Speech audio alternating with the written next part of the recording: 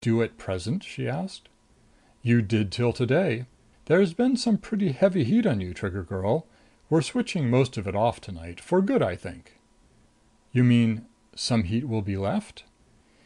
In a way, he said, but that should be cleared up too in the next 3 or 4 days. Anyway, we can drop most of the mystery act tonight. Trigger shook her head. It isn't being dropped very fast, she observed. I told you I couldn't tell it backwards, the Commissioner said patiently.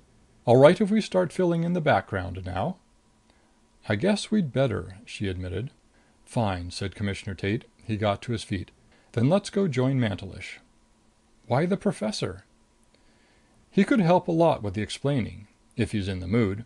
Anyway, he's got a kind of pet I'd like you to look at. A pet? Cried Trigger. She shook her head again and stood up resignedly. Lead on, Commissioner. They joined Mantelish and his plasmoid weirdie in what looked like the dining room of what had looked like an old-fashioned hunting lodge when the aircar came diving down on it between 2 ice-sheeted mountain peaks. Trigger wasn't sure in just what section of the main continent they were, but there were only 2 or 3 alternatives. It was high in the mountains, and night came a lot faster here than it did around Ceyce. She greeted Mantelish and sat down at the table. Then the Commissioner locked the doors and introduced her to the professor's pet. It's labeled 113A, he said now. Even the professor isn't certain he could distinguish between the two. Right, Mantelish? That's true, said Mantelish. At present. He was a very big, rather fat but healthy-looking old man with a thick thatch of white hair and a ruddy face. Without physical comparison, he shrugged. What's so important about the critter? Trigger asked, eyeing the leech again. One good thing about it, she thought. It wasn't equipped to eye her back. It goes back to a time, the Commissioner said, when Mantelish and Fayle and Azul were conducting the first League investigation of the plasmoids on Harvest Moon. You recall the situation? If you mean their attempts to get the things to show some signs of life, I do, naturally. One of them got lively enough for poor old Azul, didn't it? Professor Mantelish rumbled from his armchair. Trigger grimaced.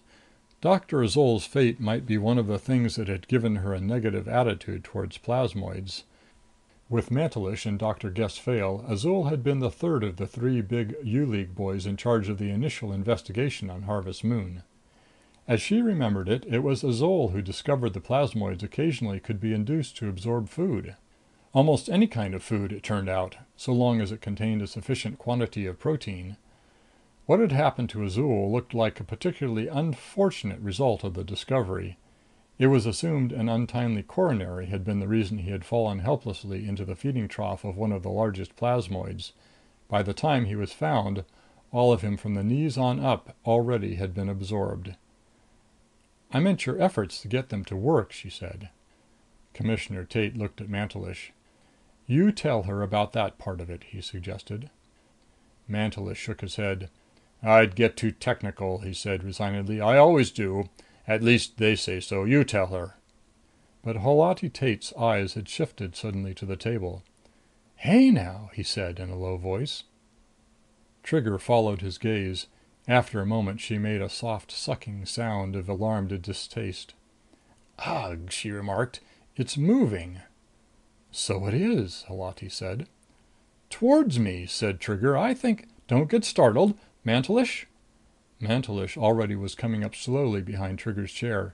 Don't move, he cautioned her. Why not? Said Trigger. Hush, my dear. Mantelish laid a large, heavy hand on each of her shoulders and bore down slightly. It's sensitive. This is very interesting. Very. Perhaps it was.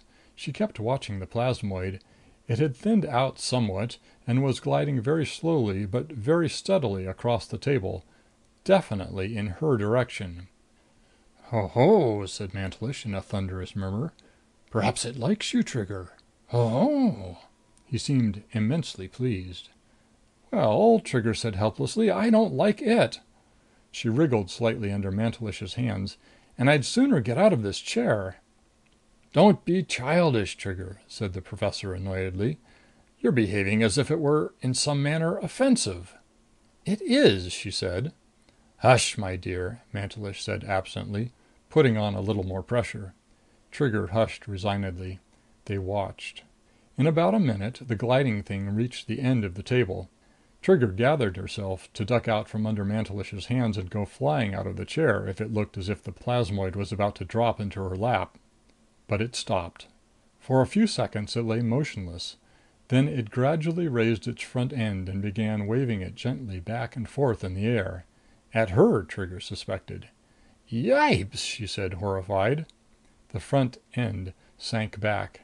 The plasmoid lay still again. After a minute, it was still lying still.